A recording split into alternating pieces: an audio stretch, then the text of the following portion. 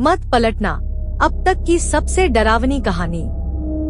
रात का आखिरी बस यात्री। रात के 2:30 बजे अजय अकेला बस में बैठा था। पूरी बस खाली थी, सिर्फ वही एक पैसेंजर था। ड्राइवर और कंडक्टर भी चुपचाप थे।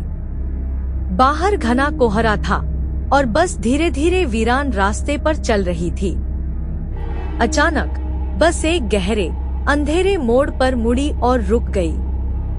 ड्राइवर ने बिना अजय की ओर देखे कहा, अब आगे मत देखना और किसी भी हालत में पीछे मत पलटना।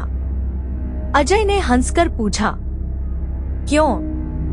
ड्राइवर चुप रहा, लेकिन कंडक्टर ने धीरे से कहा, अब बस में तुम अकेले नहीं हो, पीछे कोई है। लेकिन कौन? अजय का दिल धड़कने लगा। उसने धीरे से अपने कंधे के ऊपर से देखने की कोशिश की। बस की खिड़कियों पर किसी के काले हाथों के निशान थे, लेकिन बस में तो वो अकेला था। फिर ये निशान कहाँ से आए? तभी उसे सांसों की आवाज सुनाई दी, किसी की भारी अजीब सी सांसें। ठीक उसके पीछे से। अब वो बस में अकेला नहीं था। आवाजें जो इंसानी नहीं थी। अचानक अजय के कानों में एक फुसफुसाहट गूंजी, तूने मेरी जगह ले ली, अब मैं कहाँ जाऊं? उसका गला सूख गया।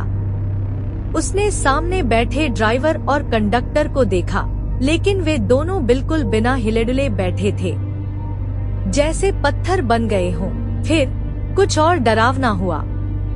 बस की खिड़कियों से बाहर वही चेहरा दिखा जो उसे पिछले 3 दिनों से दिख रहा था। सफेद आंखें, मुंह से टपकता खून और अंधेरे में पिघलती हुई खान। मत पलटना, वरना वो तुझे ले जाएगा। अजय ने खुद को किसी तरह समझाया, ये सपना है, ये सपना है। लेकिन तभी किसी ने उसके कंधे पर हाथ रखा। हाथ बर्फ जैसा ठंडा था और उसकी पकड़ धीरे धीरे मजबूत होती जा रही थी।